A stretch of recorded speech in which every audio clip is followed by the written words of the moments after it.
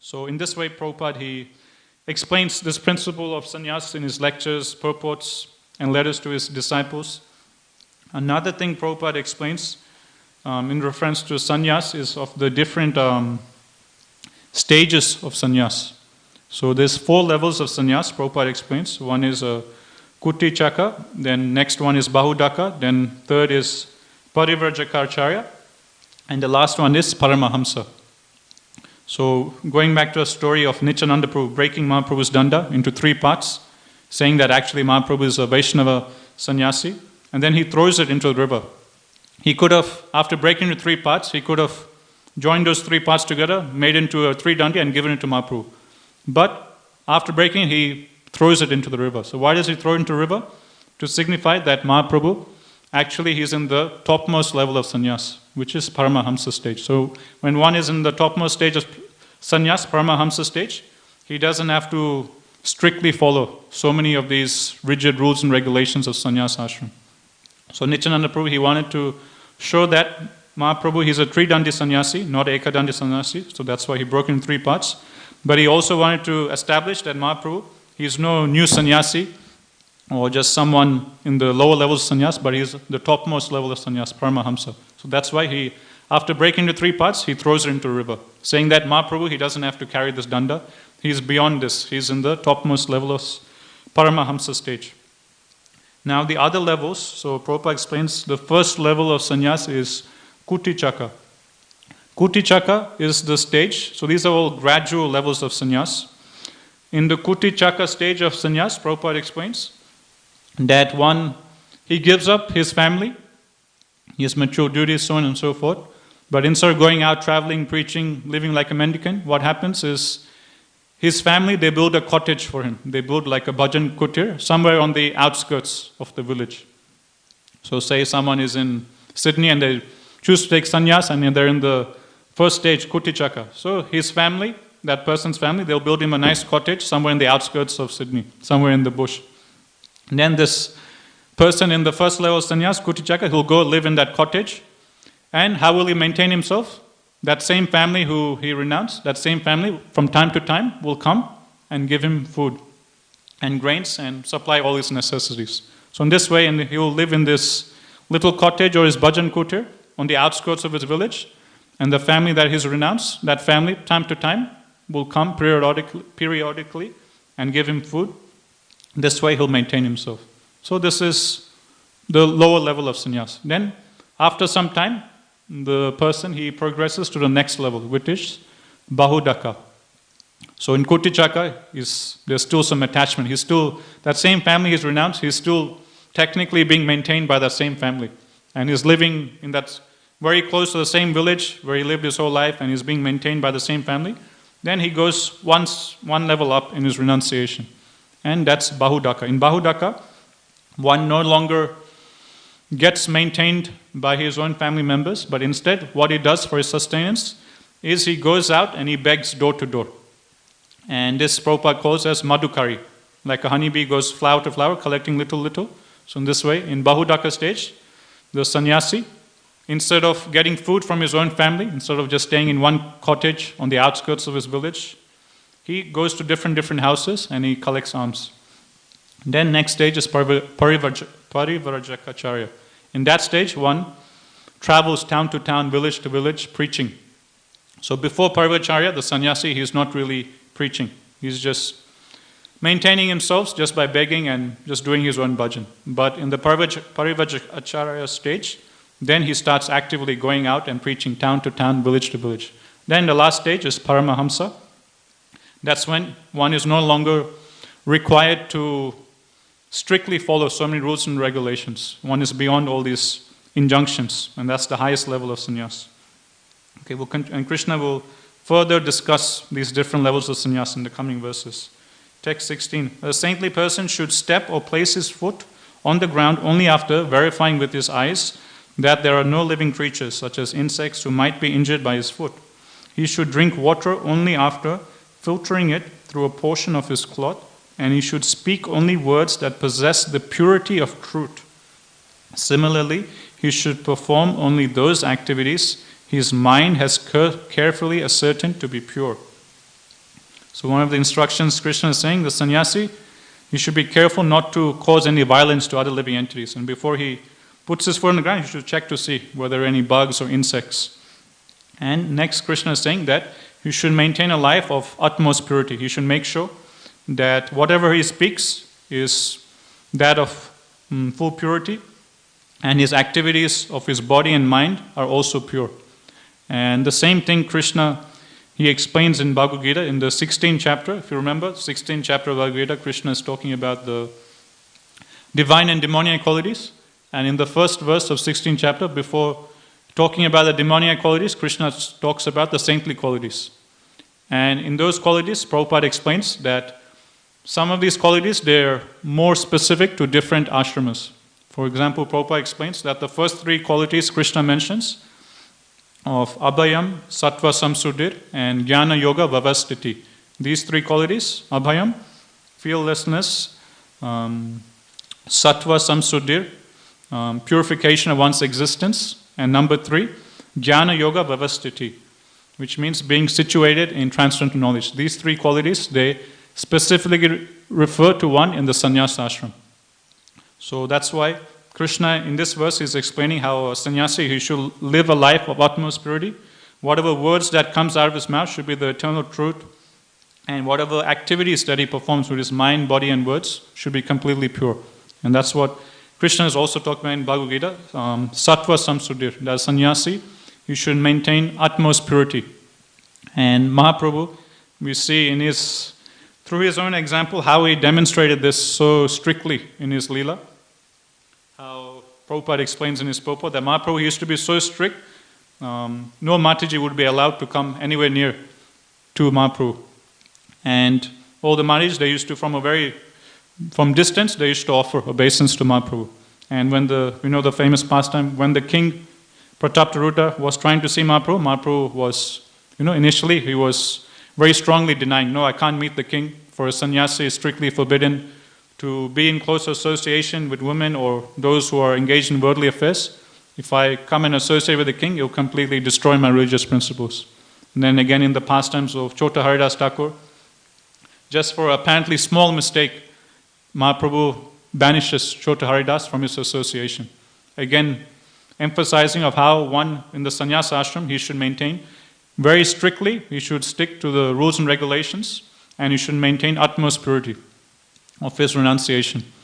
And Mahaprabhu's associates, they used to always, they would feel great pain seeing the renunciation of Mahaprabhu, and they would try and give Mahaprabhu different comforts, but Mahaprabhu would repeatedly reject those comforts. Like Jagadananda Pandit, classical example, he would always try and give Mahaprabhu different pleasures. Like one time he brings a pot full of perfumed oil for Mahaprabhu to, massage his head and his body with.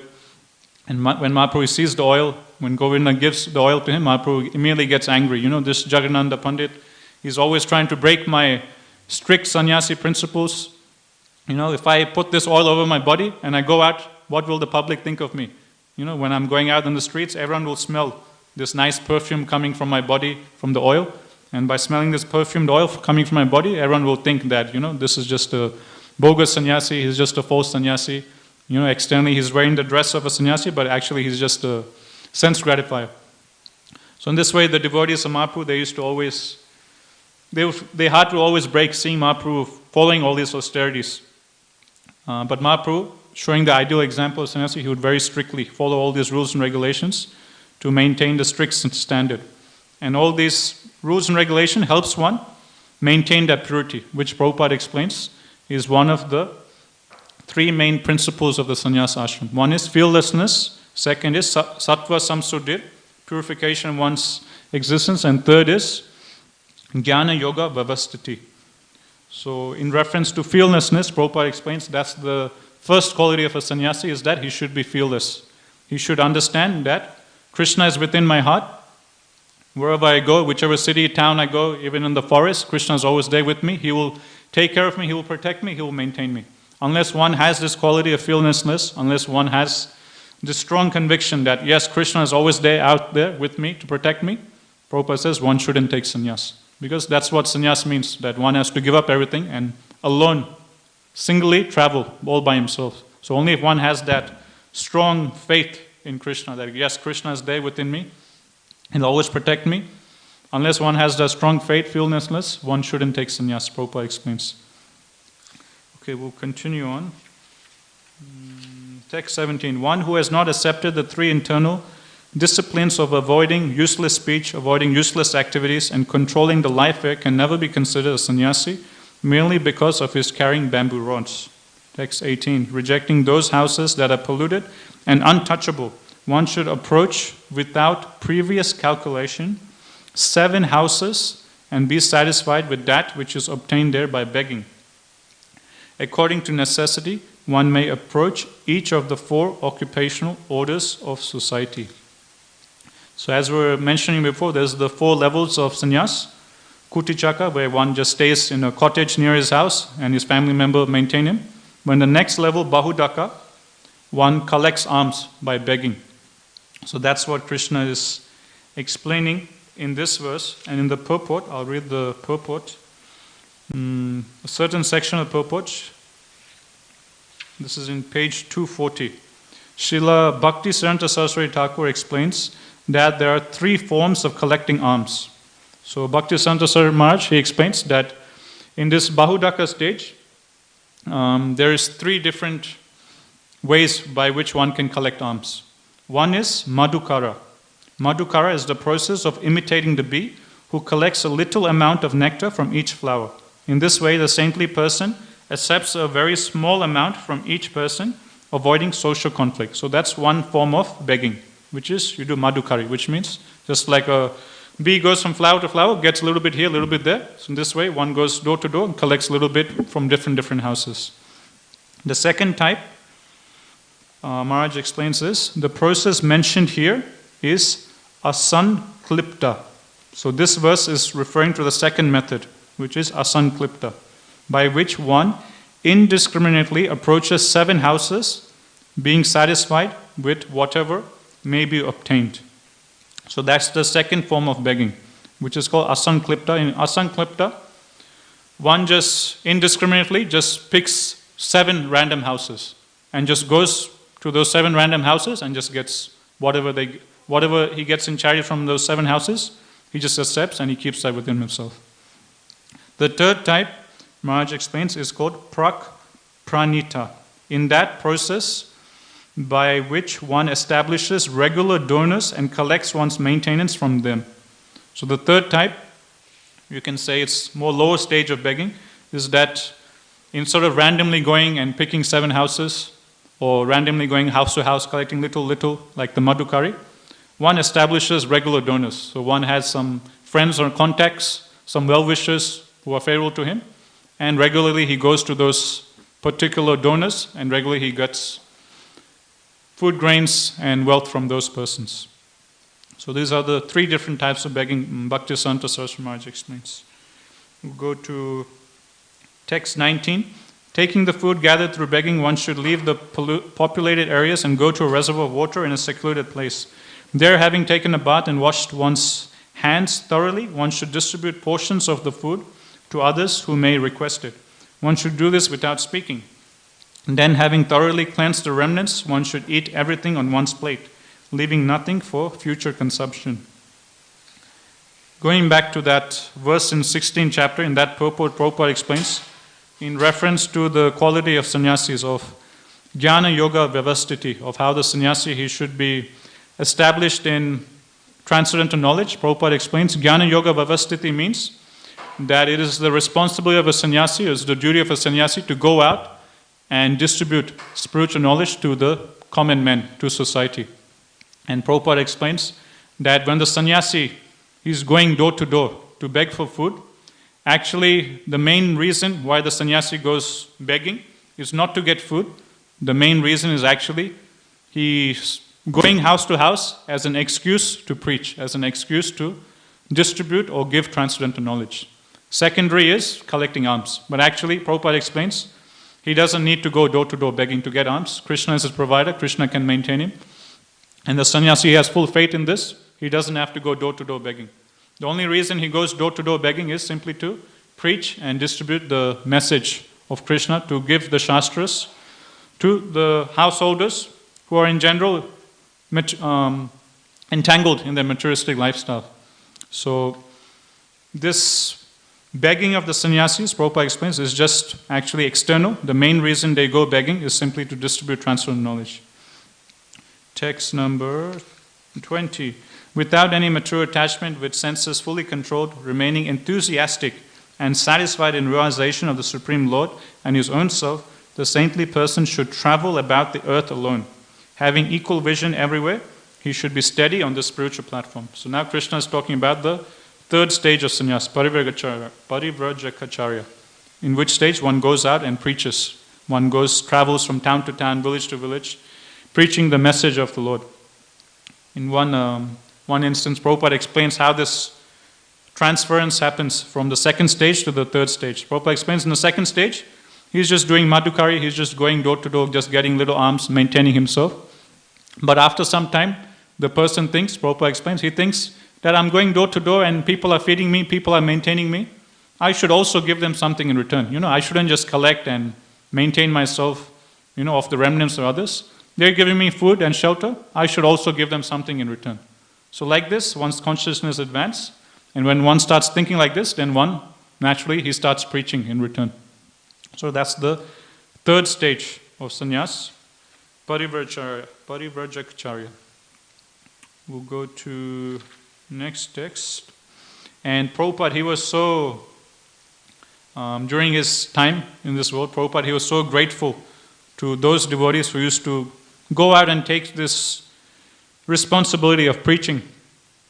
One instance that comes to mind is of Tamal Krishna Maharaj. When he was first a brahmachari, then he took to the grahastha ashram, and then he took to the sannyas ashram. And after Tamal Krishna Maharaj, he took to the sannyas ashram. Prabhupada, he gave him a preaching assignment that you go to this part of India and you preach, you do some programs, and you come back. So Tamal Krishna Maharaj, he goes, he conducts some programs, cultivates some life members, so on and so forth. Then he comes back to Prabhupada and he reports to Prabhupada the results of his preaching mission. And when Tamal Krishna Maharaj comes and puts forward the results of his preaching tour, then Prabhupada, he is so pleased. Prabhupada, immediately he comes to Tamal Krishna Maharaj and Prabhupada, he personally embraces Tamal Krishna Maharaj. And Prabhupada, he personally puts his puts his head right next to Tamal Krishna Maharaj's head. And while embracing Tamal Krishna Maharaj, Prabhupada, he whispers into Tamal Krishna Maharaj's ears that Krishna is in your heart, go and preach. Like this, Prabhupada, he instructs and blesses Tamal Krishna Maharaj. And Tamal Krishna Maharaj, he writes in his book that when this was happening, he was just in complete ecstasy. So in this way, Prabhupada, he used to be so pleased when he used to see different disciples of him taking responsibility to spread the movement of Mahaprabhu. Another time, Tamal Krishna Maharaj, he explains, another instance is, initially, Tamal Krishna Maharaj, he was in India, managing all the affairs of India, GBC roles and duties, and later on he comes to America to preach and further movement in America. And at this time, Prabhupada, he also comes to America, and Prabhupada, he was missing Tamal Krishna Maharaj's expert managerial abilities in India. And it was Prabhupada's desire that Tamal Krishna Maharaj, he again returned back to India and do all the GBC role, do all the GBC duties in India, to manage everything in India. So this was Prabhupada's desire, and Prabhupada, he meets Tamal Krishna Maharaj, and Prabhupada tells Tamal Krishna Maharaj that, okay, you've come here to preach, but I have more important service for you. You should come back to India and help me manage all the affairs in India. We're struggling without you. You're very expert in management. You please come and help us manage everything in India. Then Tamal Krishna Maharaj, he, politely tells Prabhupada that, Prabhupada, I'm preaching here in America. I'm teaming up with Vishnujan Maharaj, and things are going very nicely here. We're having a lot of success. I think it's better I stay here in America and preach. I don't think, it's a good idea for me to go to India. And then Prabhupada was still insisting, and Prabhupada told Tamal Krishna Maharaj that preaching means results. Where are the results? Show me the results. And then Tamal Krishna Maharaj says that yes, there are results. We're getting a lot of results. We're getting a lot of success in preaching here in America. Then Prabhupada said, show me the results. Then Tamal Krishna Maharaj, immediately he goes downstairs, and downstairs there were like 10, 20 new bhaktas, all shaved up, wearing dhoti kurta. And one by one, each of these new bhaktas, they come into Prabhupada's room. One by one, they come with a rose in hand. And one new bhakta comes, all shaved up with a rose, offers the rose at Prabhupada's lotus feet, offers his dandavats, takes Prabhupada's blessings, walks out. Then bhakta number 2 comes up, again shaved up, wearing, dhoti kurta, again offers Prabhupada a rose, bows down, walks out. And like this, 3, 4, 5, 6, 7, 8, 9, 10, more than 10 new bhaktas, they come, all shaved up, and they all offer a rose at Prabhupada's lotus feet, and they all walk out. And as Prabhupada is watching this, his smile just gets bigger and bigger and bigger. And Prabhupada is going to so much ecstasy, seeing the wonderful results of Tamal Krishna Maharaj's and Vishnujan Maharaj's preaching in America. Then Prabhupada is very satisfied, and Prabhupada, he tells Tamal Krishna Maharaj that this is very good, what you're doing here in America. This is real preaching. Okay, you stay here. This is very important work. This is more important than the management affairs in India. You stay here and continue this wonderful preaching.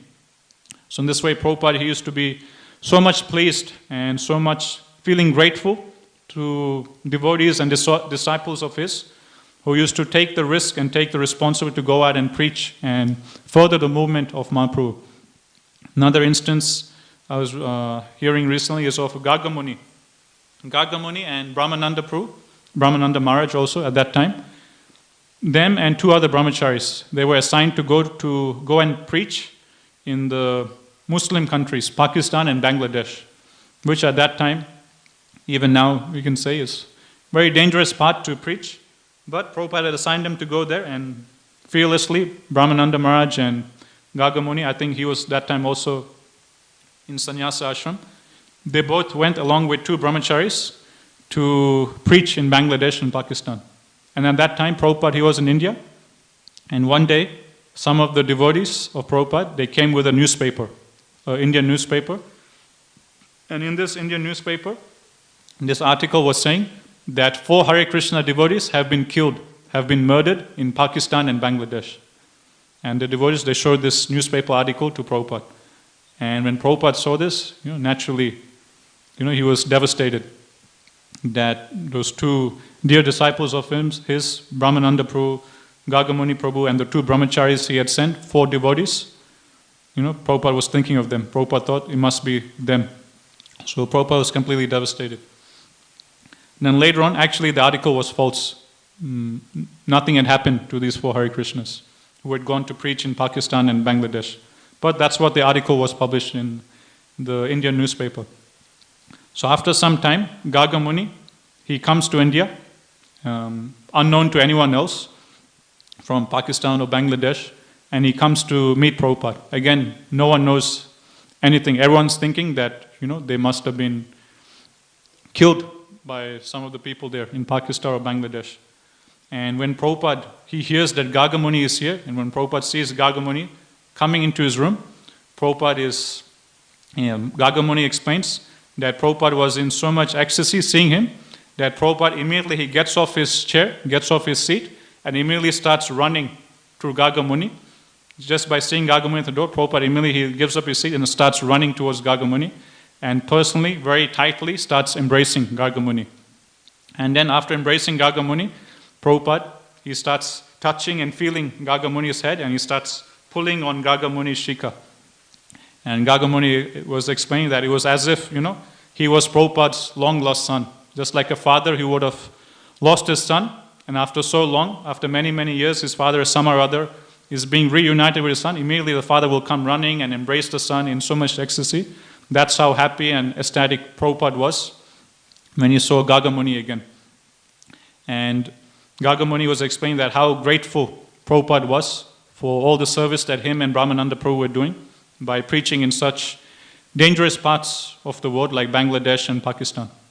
So Prabhupada himself personally ran up to him, embraced him, was feeling his head, saying, is everything okay? Are you fine? Everything okay? And was personally pulling on his shika.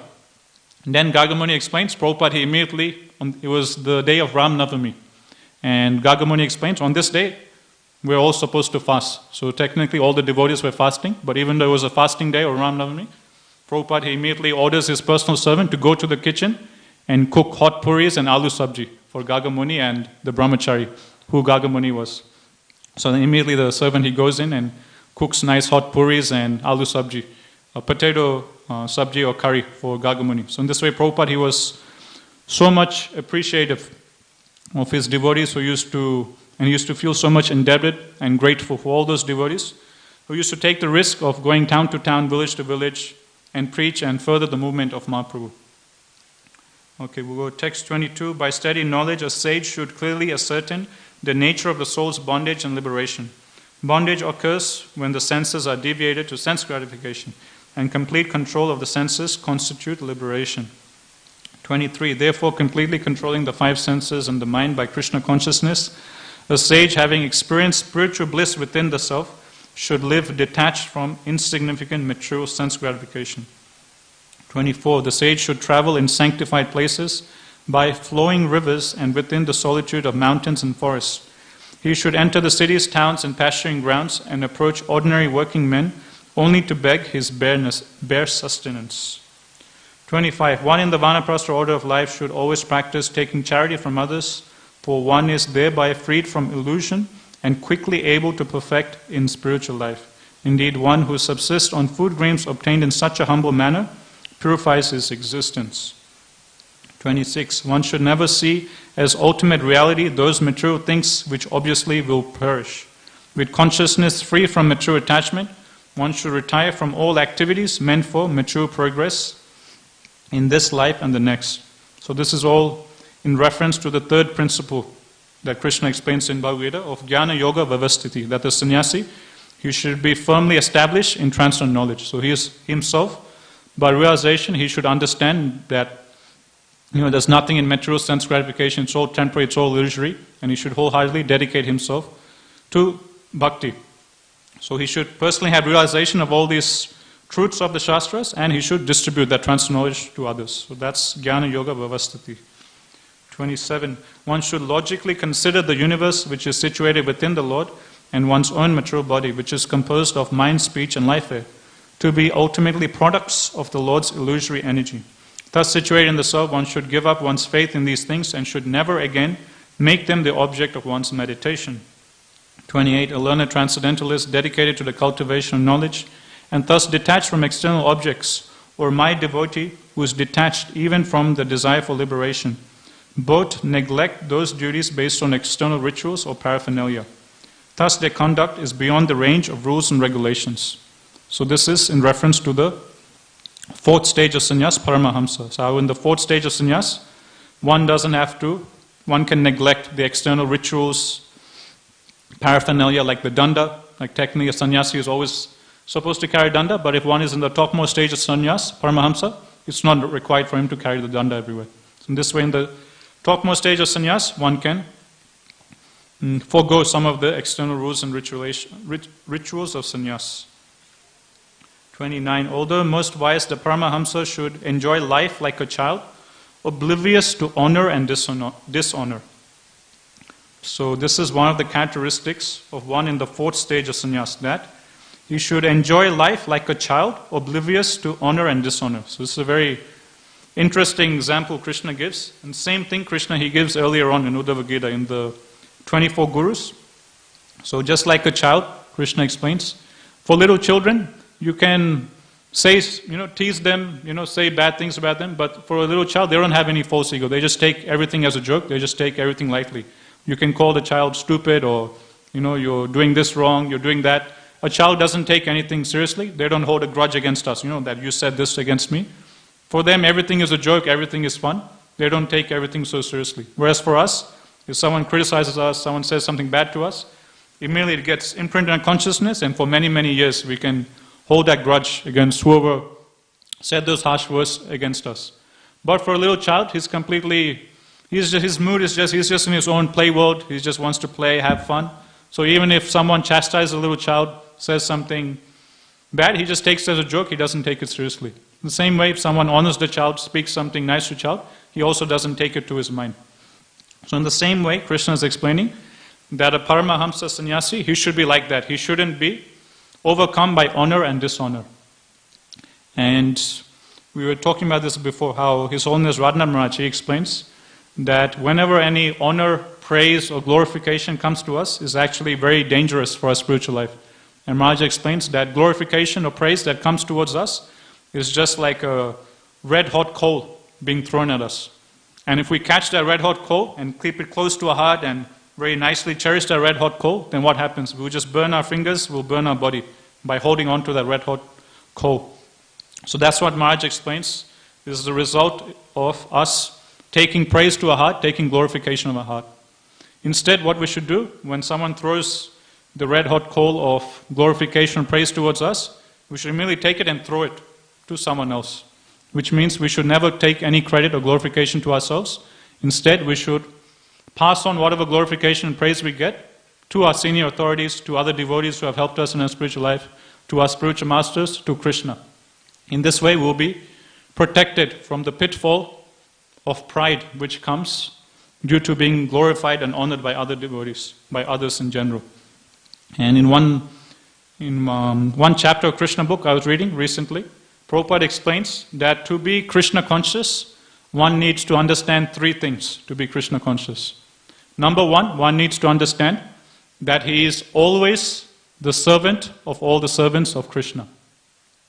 Not just initially the servant of the servants of Krishna, but Prabhupada says he should understand that always, at all times and places and circumstances, he is the servant of the servants of Krishna.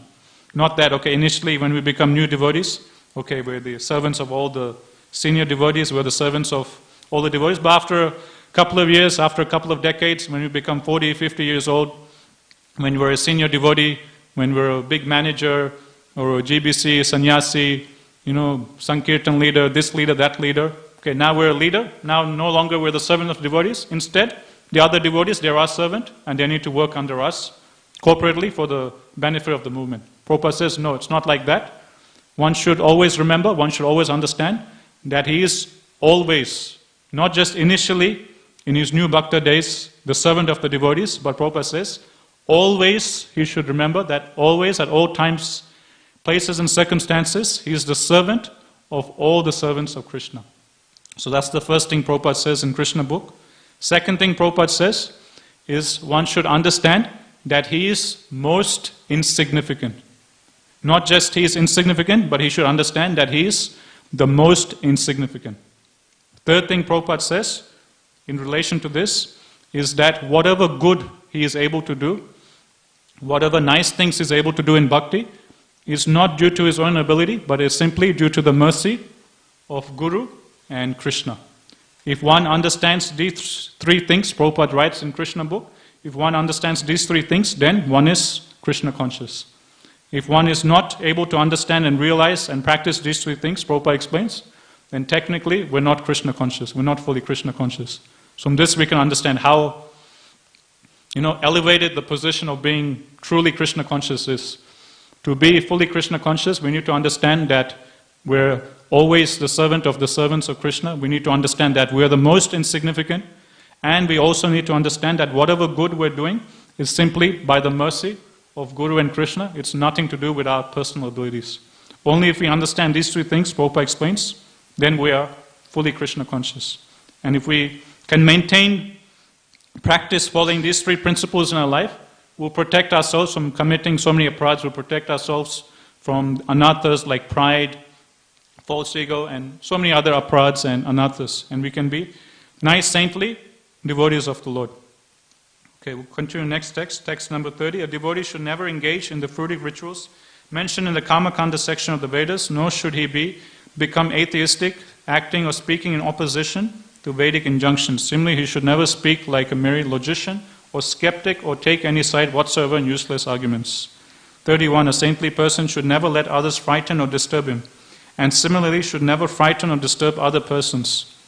He should tolerate the insults of others, and he should never himself belittle anyone. He should never create hostility with anyone for the sake of the material body, for he would thus be no better than an animal. So in this verse, Krishna is talking about the principle of Trinadapi Sunichena Tarorivasa Sushana Manina Manidina Kirtaniya Sadahari. That one shouldn't be the cause of pain for anyone else. One should be friendly to everyone, respect everyone, tolerate whatever insults comes from everyone. One time during Prabhupada's days as a Grihastha, when Prabhupada was maintaining his pharmacy in Allahabad, one of his god brothers, who was also Grasta, he came to Prabhupada, and Prabhupada was very good friends with this god brother of his. And one day, Prabhupada used to assign him, being the pharmacist, Prabhupada used to assign him different medicines to help him with whatever problems or sickness he had. And then one day, this god brother of Prabhupada, he was nicely glorifying Prabhupada by saying that, Prabhupada, I would like to have what you're having. I can see that you have the topmost gift of Krishna Prema, and I would like to have this same disease of Krishna Prema that you have. Can you please today prescribe a particular medicine, prescribe a particular formula by which, taking which, I can also get the disease of Krishna Prema that you have.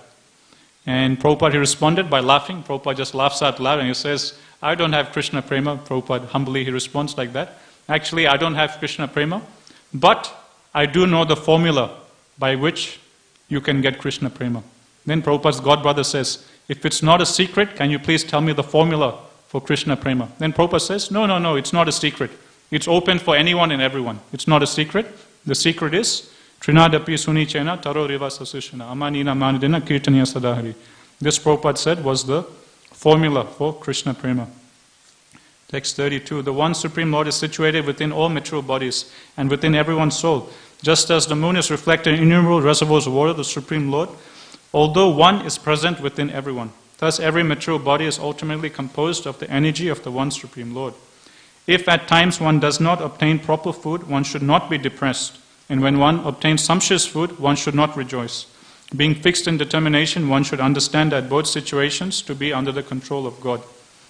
If required, one should endeavor to get sufficient foodstuffs, because it is always necessary and proper to maintain one's health. When the senses, mind and life are fit, one can contemplate spiritual truth, and by understanding the truth, one is liberated. A sage should accept the food, clothing and bedding, be they of excellent or inferior quality, that come of their own accord. So again, Krishna is emphasizing on the quality of detachment the sannyasis they should have.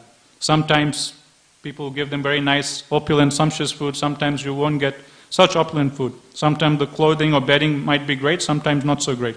But the sannyasi should be detached, and he should accept everything as the mercy of the Lord. So these principles we can also imbibe in our spiritual lives also. Text 36, just as I, the Supreme Lord, execute regular duties by my own free will, similarly one who has realized knowledge of me should maintain general cleanliness, purify his hands with water, take bath and execute other regular duties, not by force, by his own free will. The realized soul no longer sees anything as separate from me, for his realized knowledge of me has destroyed such illusory perception.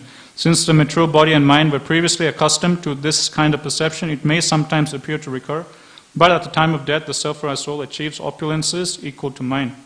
One who is detached from sense gratification, knowing its result to be miserable, and one who desires spiritual perfection, but who has not seriously analyzed the process for obtaining me, should approach a bona fide and learned spiritual master.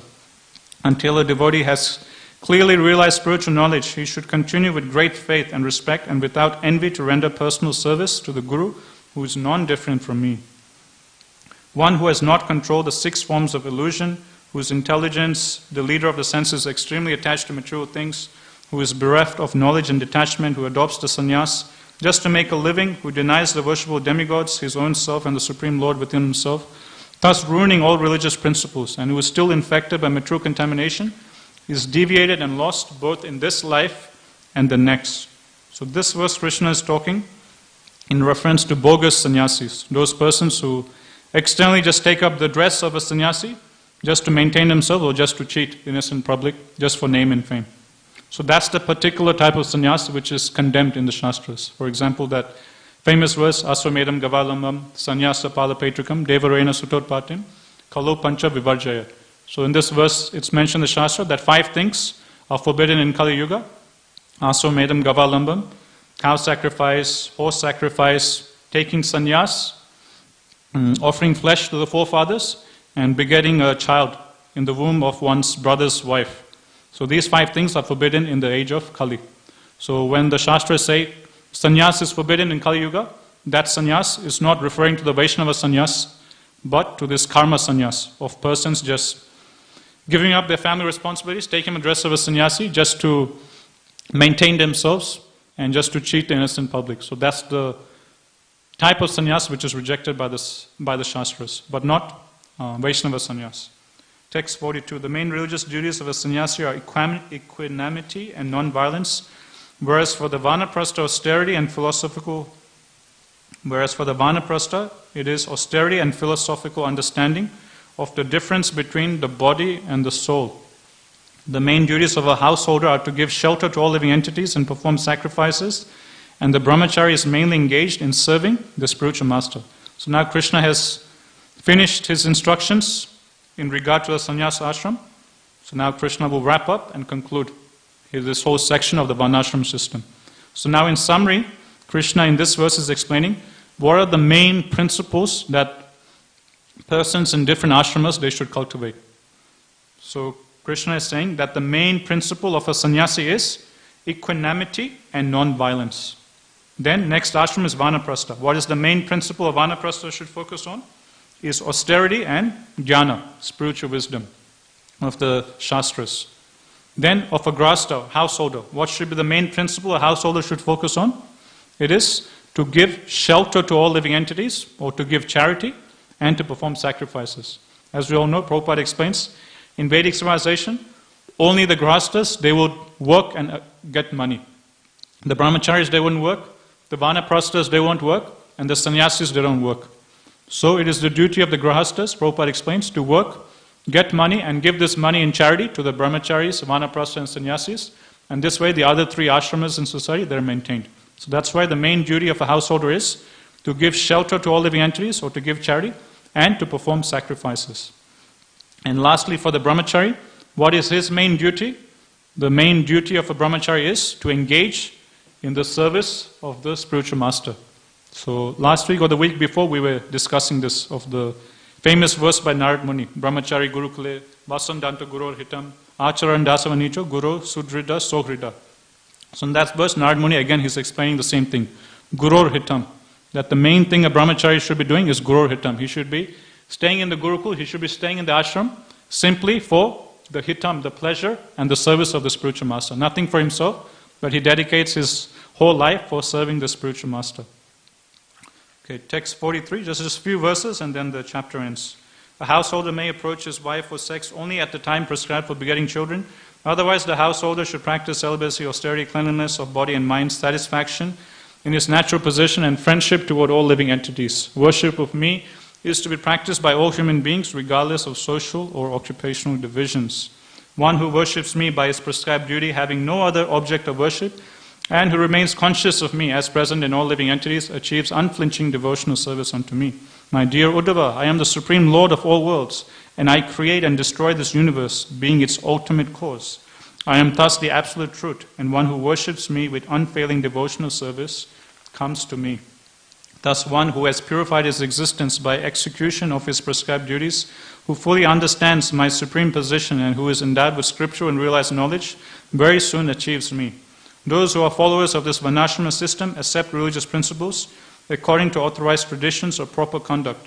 When such Varnashrama duties are dedicated to me, in loving service they award the supreme perfection of life. My dear Uddhava, my dear saintly Uddhava, I have now described to you, just as you inquired, the means by which my devotee perfectly engaged in his prescribed duty can come back to me, the Supreme Personal Godhead. So in these final verses, Krishna concludes by saying that no matter whatever varna and ashrama you're in, if you simply do your particular prescribed duties for my pleasure, for my satisfaction, you will come back home, back to Godhead, regardless of whatever varna and ashram you're situated. As Krishna, or as it's mentioned at the start of Bhagavatam, Ata Pumbi Duja Shrestha Varnashrama Vibhagasa Swanustistasya Dharmasya Samsiddhir Haritoshanam. That the perfection of whatever varna and ashrama we're situated in, the perfection of that is when we're able to satisfy Krishna, when we're able to satisfy the spiritual master. If by our brahmachari duties, agrasta duties, sannyas duties, or by our kshatriya duties, brahmana duties, if by those particular duties of the varnashrama system we're able to satisfy the spiritual master, we're able to satisfy Krishna, then that's it. That's perfect. And Krishna explains at the end of this chapter that that's considered as devotional service, pure devotional service, and He will take us back to Godhead. If we do everything for His pleasure. So that concludes this chapter. We'll stop here. Gantara Srimad Bhagavatam ki jai, Jaguru Srila Prabhupada ki jai, entire